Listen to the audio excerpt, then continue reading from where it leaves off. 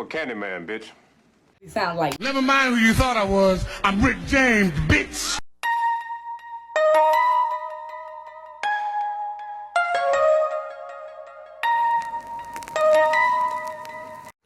What's up, y'all? It's your girl Gabby, aka Pretty Colors Girl, back at it again with a new video.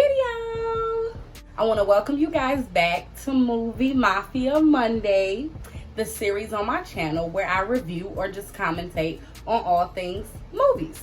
So, if you like to hear people talk about movies, be sure to hit that subscribe button and hit the notification bell so you don't miss any of my uploads.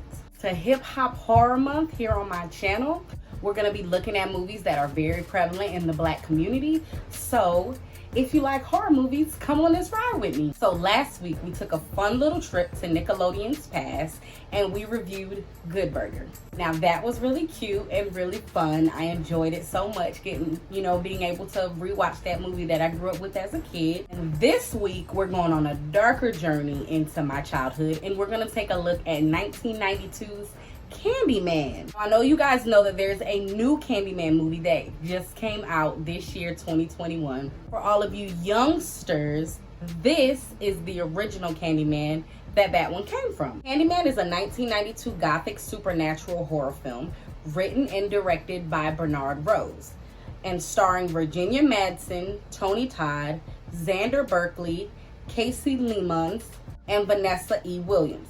Based on Clive Barker's short story, The Forbidden, the film follows a Chicago graduate student completing a thesis on urban legends and folklore, which leads her to the legend of the Candyman, the ghost of an artist and the son of a slave who was murdered in the late 19th centuries for his relationship with the daughter of a wealthy white man. Candyman was theatrically released on October 16, 1992 by TriStar Pictures and Polygram Film Entertainment. The film received generally positive praise and grossed over $25 million in the US, where it was also regarded in some critical circles as a contemporary classic of horror cinema. Against a budget of $8 million, $25 million is pretty good to have grossed. It garnered 2 sequels that weren't that great, but I am going to be mentioning the first one, Farewell to the Flesh, because it shows a really good depiction of Candyman's origin story, which they didn't put in this one. They put the story in, but not the actual flashback. So guys, let's dive into Candyman. The movie starts with our main character, Helen Lau, played by Virginia Madsen, learning the legend of Candyman, who doesn't want young people to fornicate. Anyway, she decides that tonight's the night that she's gonna give Billy what she never gave to Michael. Have you ever heard of Candyman? No. If you look in the mirror and you say his name 5 times, he'll appear behind you, breathing down your neck. So Billy began. He looked in the mirror, and I don't know why, but she said his name the last time. Candyman. She turned out the lights. And what he saw turned his hair white from shock. Killed her. Split her open with his hook. Then she hears of a more recent murder in the housing project known as Cabrini Green. So Helen and her friend Bernadette actually test the legend and say Candyman's name 5 times in her bathroom mirror. But I guess he's busy because nothing happens. Claire only said his name 1 time and he came to her, but I mean, I guess he's playing hard to get now. Helen is now convinced Candyman is just a legend, so she goes down to the Cabrini Green housing projects to take some pictures and investigate the crime scene for her thesis. She comes across the apartment where the last known Candyman murder took place and discovers sort of a shrine room for him where candy with razor blades has been left. Now, you guys may know of the other Candyman legend of the man who actually gave children candy that had razor blades in it, and apparently he went to jail for it they hung him or something along those lines, and then the next day they found out that there's still candy with razor blades, so he was innocent. This has nothing to do with that. Like it's not even brought up. Like this is the only depiction that we have to tie those two together, at least in this movie. Helen and Bernadette then meet one of the victim's neighbors, Anne Marie, who's a single mother, and she's determined to keep her son safe from Candyman. Helen and her husband, Trevor, have dinner with Professor Philip Purcell. He's already done a thesis on the Candyman legend. Now, I'm going to let Ben Franklin tell a story because he's pretty good at it, but the clips that you're actually going to be seeing are the flashbacks that I mentioned earlier from the second film, Farewell to the Flesh. I guess he didn't get enough White Kitty in the first one because the second one pretty much has the same premise. Annie, our journey begins. My only sin was to love Caroline. Candyman was the son of a slave. His father had amassed a considerable fortune from designing a device for the mass producing of shoes after the Civil War. Candyman had been sent to all the best schools and had grown up in polite society. He had a prodigious talent as an artist and was much sought after when it came to the documenting of one's wealth and position in society in a portrait. He was commissioned by a wealthy landowner to capture his daughter's virginal beauty. Well, of course, they fell deeply in love, and she became pregnant. Father executed a terrible revenge. They chased Candyman to Cabrini Green, saw off his right hand with a rusty blade. By there was an apiary, dozens of hives filled with hungry bees. They smashed the hives and stole the honeycomb and smeared it over his prone, naked body. Candyman was stung to death by the bees. They burned his body on a giant pyre. See what it means to call me by that name. Candyman.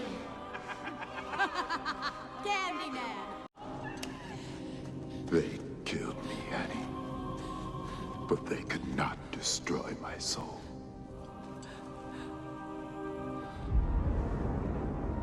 Helen, now more intrigued than ever, goes back to Cabrini Green so that she can speak some more with Anne Marie. But Anne Marie isn't home. However, there is a little boy sitting outside of Anne Marie's door, so Helen decides to talk with him about Candyman. He tells her of a Candyman attack that actually happened in a nearby public restroom. And so she goes down to check it out and to take some pictures.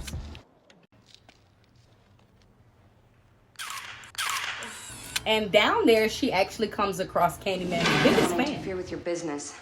I'm not a cop. Just get out of your way. Hey, come on, let me go. I hear you looking for Candyman, bitch. Well, you found him.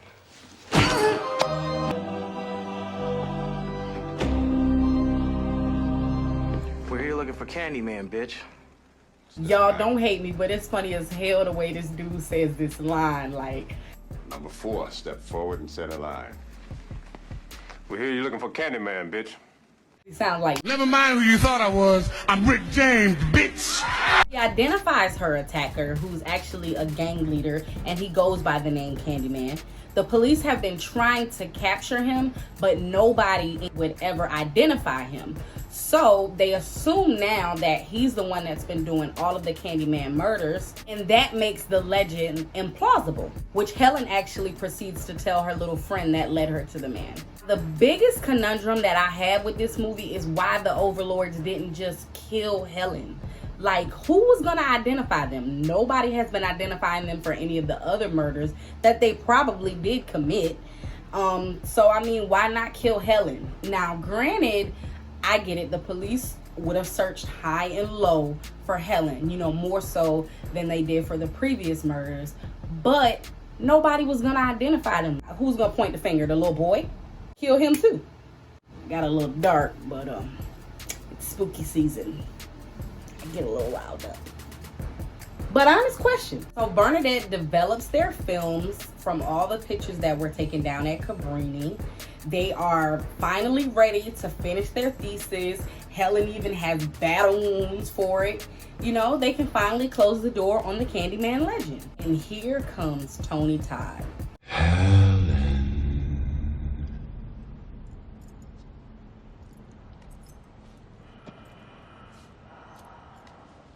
that? There are plenty video reviews talking about his initial presence in this scene and how it sets the tone for the rest of the movie. I won't go on and on about it here, but my God, I was instantly reminded why this movie was so terrifying to me as a kid. He's like a real life ghost man. Now, I'm not gonna poke fun at the fact that he just appeared and Helen didn't even say his name this time, because he tells her basically, as long as the legend is feared and spread, he doesn't have to actually show up or kill people. As long as people believes he's still killing people, then he keeps his power. But Helen slandering his name to a kindergartner was obviously enough to kill it in Cabrini Green. This little boy must hold a lot of weight in his neighborhood, because my little cousins could never. We're gonna shoot it. Said that about 5 times with you now. Bruh. But all jokes aside, this is one of my favorite scenes in the movie. Virginia Madsen said that she was actually being hypnotized. Like there was a real hypnotist, so the scenes would look more authentic, and man does it. So I was obliged to come.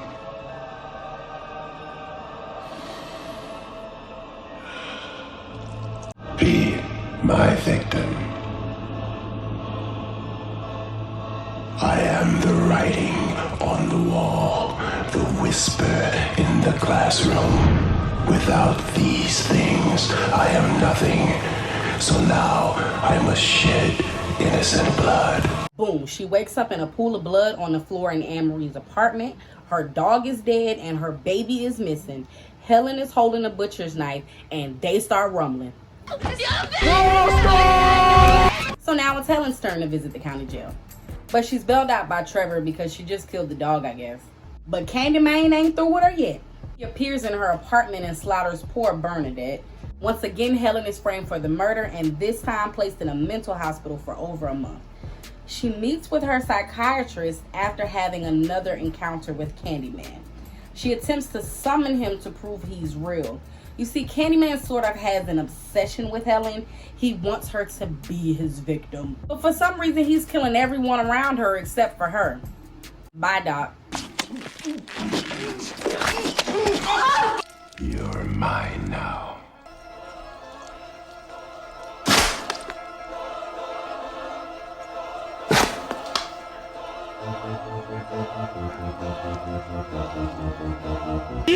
So Helen is now able to escape the mental hospital, and the first place she goes is home. She finds out her husband is a dirty dog and has been sleeping with one of his students. I mentioned that he's actually Helen's professor. I mean, she had to know this was gonna happen. The same way you get a man is the same way you lose him, right? She goes down to Cabrini looking for her new man. Something about them toxic ones. And she finds him casually taking a nap in his abandoned apartment. Not like he's a wanted man or anything.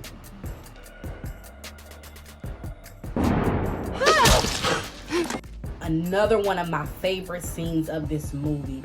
I remember being a little kid and seeing that exposed rib cage with all those bees on it. Like, that was just like the scariest thing I had ever seen. The most disgusting, vile thing I had ever seen in my life. Now, I seen this movie for the first time I was like 6. So, and now to find out that most of those bees were actually real is even more chilling. Like, y'all, Tony Todd got paid an extra $1,000 for every single sting that he took.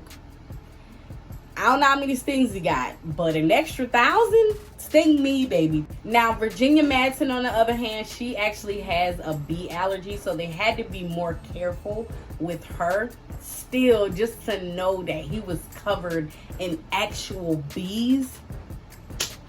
What? What the? So he tells her that he has the baby, which, side note, is in an apartment with him, and that apartment happens to only be 2 doors down from the mother, and this baby's been with him for over a month, and nobody ain't heard it crying. All right, but he wants Helen's life for baby Anthony. You see, Helen is supposed to be connected with his first love. Like he was always gonna come for Helen, you know. Helen hears the sounds of a baby crying, but it's not inside, it's actually outside at the annual bonfire that's done every year as a sacrifice for Candyman. So she grabs a spare hook for protection and runs into the woodpile to save the baby. They're coming. The little boy actually sees the hook slide down. That convinces him that it's Candyman. Again, little buddy must be like Honest Abe to these people because they take his word for it. Candyman actually is in there though, waiting for Helen with the baby. See, he lied. He actually planned to kill her and the baby.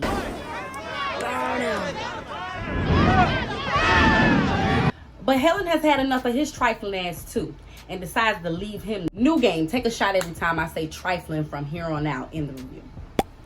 She manages to get the baby safely to his mother and Candyman is vanquished in the fire.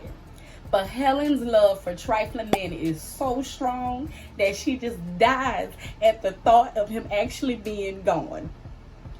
Or maybe all her cells got burnt up, I don't know. She's buried with a hook and a mural for her memory is now in Cabrini Green. Cut back to Trevor trifling ass and it's finally set in that his wife is gone. I mean, she done been to jail, the psych ward, you done moved a whole nother woman in y'all house. But you know, her death is what actually put the nail in the coffin for him.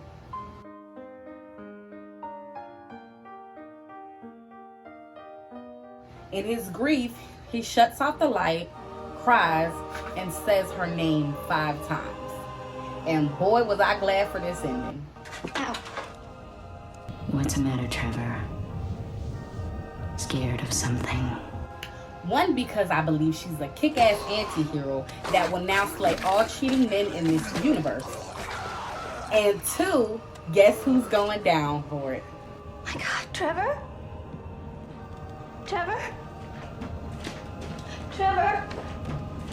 That's right, the little homewrecker. And that's what her trifling ass gets. And that was Candyman, y'all. Candyman 1992. Now, I'm gonna be honest. When I went to go watch this movie again, I expected it to give me the same kind of feel that I get whenever I watch old horror movies. I love old horror, like old 80s horror, like Freddy Krueger, or, you know, Child's Play, Chucky, Halloween, Jason Voorhees, all of that. I love the old movies, the original movies that came out in the 70s and 80s. Now, I expected Candyman to give me the same kind of feel, but it did not at all. Like, those movies, I feel like, are the typical slasher films. You know, they follow all of the tropes. And just the feel of those movies, they feel fake. You know what I'm saying? They have a fake feel where you know that this is not real. Candyman felt so real.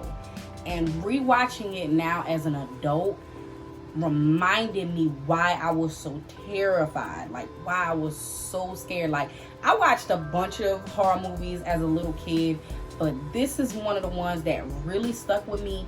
And I remembered it being super scary. And rewatching it now as an adult, I see why it's still chilling. Like, of course, I'm an adult now, so I know that it's not real. But Tony Todd, like, that is really him. Like, he's not acting most of this movie. He's just being himself. Like, I feel like, you know, he's for one, he's such a big man. He's tall, you know, and he has this dark, debonaering, you know, charming, charismatic, handsome type of presence, which definitely comes off in this movie, because if you haven't realized, it's supposed to be a bit of a romance, and it comes across as such. It really does. But his voice, his beautiful booming voice, like, don't get me wrong, and this movie is scary, but I can definitely see a woman being attracted to this voice, like in real life, because it's just, he has such a calming, haunting you know, I don't have no words to put into it. I've seen other reviews. There are so many other critics that are way better than me that can explain it better than me. But it's the feeling that I get when actually seeing it on screen that I'm trying to get across to you. And if you've seen it, you know what I mean. Like, this movie, the sequels, this movie didn't need any sequels. Like, this movie by itself is awesome. And I see why it got so much acclaim when it first came out, especially in the art world, because it is such a masterpiece. The story, the way that they set everything up, you know, the fact that they actually push these actors to make the movie more authentic just makes everything about it so brilliant, y'all. And now there's a new 2021 version by Jordan Peele that just came out, you know what I'm saying?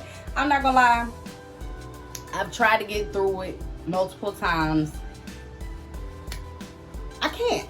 I just can't. I don't know what it is. It's sort of boring to me. Like, it's not like the original. It's a new aged version of the original. Don't get me wrong. They tie it together very well. The story is actually supposed to be the story of the baby Anthony, in this new one, which is pretty cool. I've heard that it, you know, has some other elements, like it actually ties together what I was telling y'all earlier, the story about, you know, Candyman, the guy with the candy and the razors. That's in the new one. So I think that, you know, all of that's kind of cool. But I don't know. I don't think it's gonna hold a candle. And from the reviews that I've seen, it doesn't. Like, this is just one of those movies that a remake just can't capture it, you know? But those are my final thoughts. That's it. I have nothing else really to say on that. Come back next week. We're gonna be reviewing Snoop Dogg's Bones from the early 2000s. You know, that was another one that kind of like sent chills up my spine. But not so much as this one. You know, I'm not gonna lie, I was a little older when Bones came out. And you know what, I'm just gonna save all of this for next week. So you know what, have a good week, stay safe. I'm sending good vibes your way, and remember, people always have something to say, so love yourself and live your way. Peace.